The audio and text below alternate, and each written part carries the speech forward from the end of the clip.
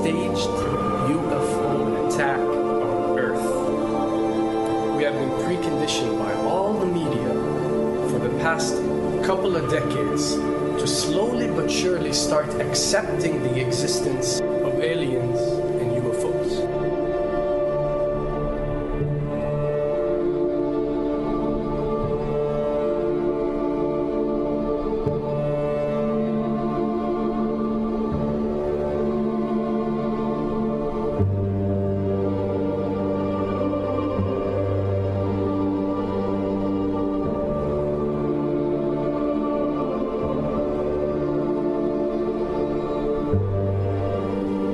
I can tell you right now that 99% of every UFO sighting that has ever taken place has actually not been an unidentified flying object, because this has always been military technologies.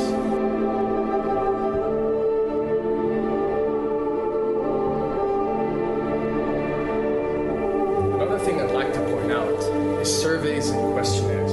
You know, we get surveys and questionnaires all the time, sent out by the state or by the government or by our rulers and our officials and so on and so forth. Do you really think that these ruling powers care about what you think? Do you really think that they're waiting to ask you and receive your answer before making a decision? What happens with these questionnaires is that they are released. For example, what country do you think the US should attack next?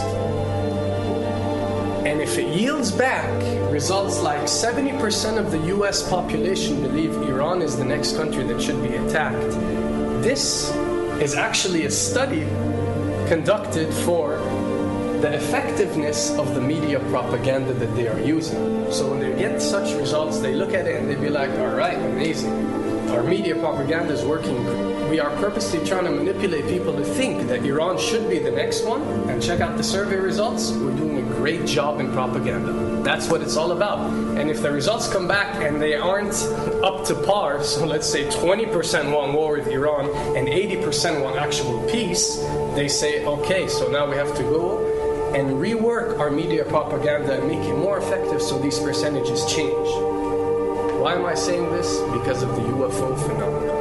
Since the 60s, the amount of people who believe in extraterrestrials have skyrocketed, and they're only increasing day by day in our modern world. This only confirms the success and the plans that are taking place to first manipulate you to believe in UFOs, and second, to conduct a UFO attack that is going to force the whole world to unite to fight off this enemy and accept the New World Order. A former Canadian government official is warning we may be on the verge of intergalactic war, saying, quote, the Bush administration has finally agreed to let the military build a forward base on the moon, which will put them in a better position to keep track of the comings and goings of visitors from space, and to shoot at them if they so decide. I was introduced to the late Dr. Wernher von Braun in the U.S., the father of rocketry. In my first meeting with him, during that first 3.5 hours, he said to me, Carol, you will stop the weaponization of space, because there is a lie being told to everyone that the weaponization of space is now first being based upon the evil empire, the Russians. There are many enemies, he said, against whom we're going to build this space-based weapon system, the first of whom was the Russians, which was existing at that time. Then there would be terrorists. Then there would be third world countries. Now we call them rogue nations or nations of concern. Then there would be asteroids. And then he would repeat to me over and over, and the last card, the last card, the last card would be the extraterrestrial threat. As a military strategist, as a person who worked on the MX missile, which I did later, he said, you will find that there is going to be a spin to find some enemy against whom we have to build space-based weapons, and now we should expect the spin. And that's the formula, except that it's all based on a lie. A supersonic saucer. Called the Silver Bug, it was truly revolutionary. The plans show in detail a multi-jet engine craft that boasted amazing maneuverability and speed. It's an intriguing thought that this concept may tie in with the work of the German scientists who brought saucer technology to the US at the close of the Second World War. What was needed were certain cover stories. What do you do when people are spotting aircraft and then telling reporters that they've seen something very unusual flying out of an airbase in Nevada?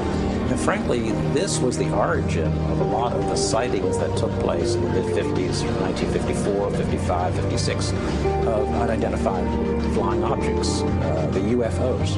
So the CIA was involved in encouraging people to believe that, yes, they saw UFOs, and the CIA and the military tried to be very helpful to reporters to get these stories out, to divert the attention of the country, and particularly the people in this region, about what they had actually seen.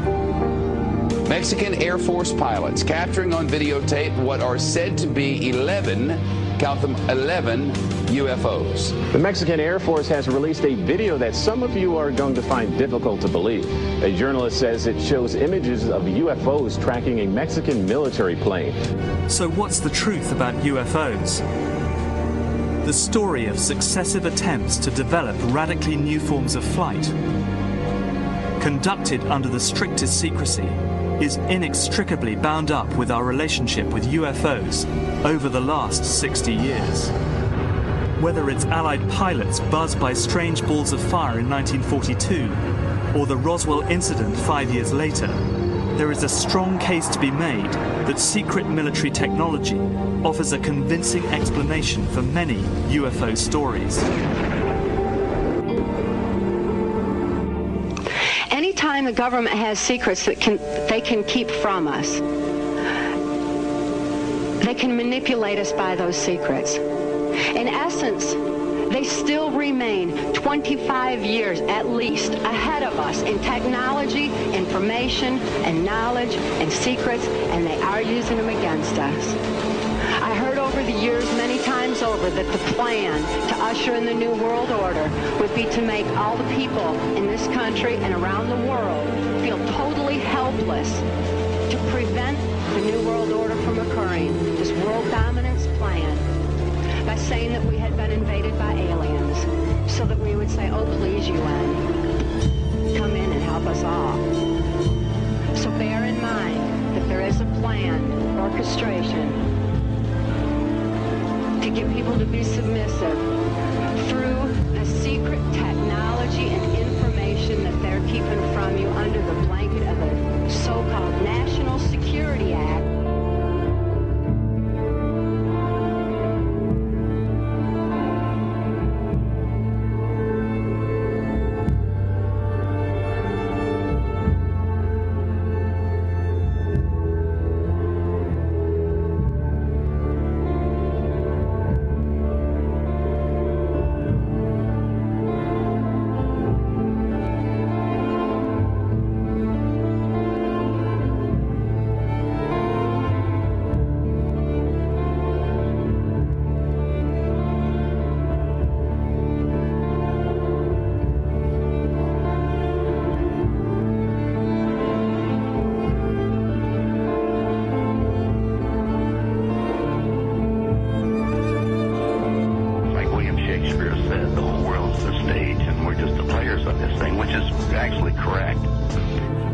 Perhaps we need some outside universal threat to make us recognize this common bound. I occasionally think how quickly our differences worldwide would vanish if we were facing an alien threat from outside this world.